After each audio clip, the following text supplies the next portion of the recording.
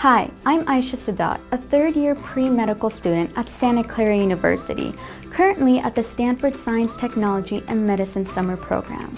Did you know that you are already your own doctor?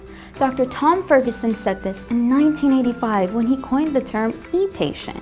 In the next 3 minutes, you'll learn what an e-patient is, what patient empowerment is all about, and 3 tips you can do to become an e-patient. So what is an e-patient? It stands for engaged patients, or individuals who empower, equip, and educate themselves on their health so they can actively participate in their medical care. They form a team with their doctors so that they can make the best decisions. This is what patient empowerment is all about, and all patients, even you, should be a part of this. So here are 3 tips to becoming an e-patient. 1. Don't be afraid to act as your own doctor. That's not to say to take the responsibility of an actual doctor, but rather make sure you have your voice throughout every step of the way. Don't be shy about asking too much questions because this care involves you and you are being affected. Therefore, you should be very much engaged and have a say in the process, not just leaving it up to your doctor to take the lead. But in order to make sure your voice is present, you need to do what comes as my second tip. Educate yourself on your health.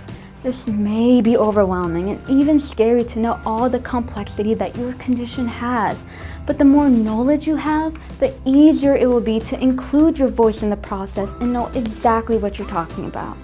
The less mysterious, the less frightening. But acknowledge that sometimes trying to be engaged can be difficult if you don't have the right people around you.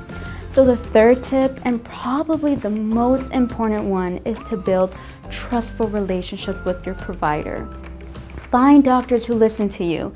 Now that might not be as simple as choosing a random doctor from a list.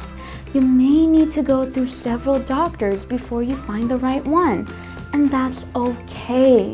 What's important is that you take the time to find that person that you can trust and they can trust you.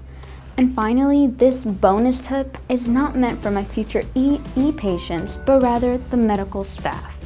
You have an extraordinary amount of influence on the ability of patients to actively engage in their care. Remember, before you can treat the disease, you must treat the person as a whole first. Take each of their words seriously. Give them enough attention. Address any fear or confusion they hold within themselves. It's a scary journey for them, and becoming a support person will make the world of a difference.